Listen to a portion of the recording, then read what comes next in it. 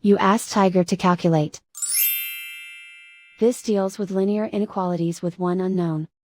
The final result is x smaller than -20/3 smaller than -62/3. Let's solve it step by step. Group all constants on the right side of the inequality. Subtract 6 from both sides.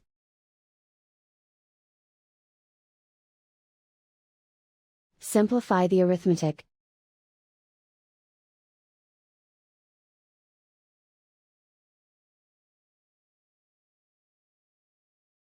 Isolate the x.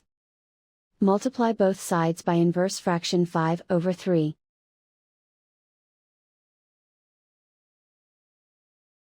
Group like terms.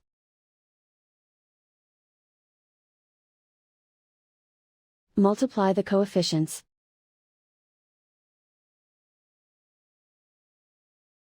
Simplify the fraction.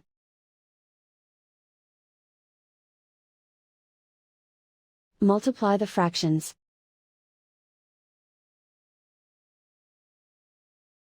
Simplify the arithmetic.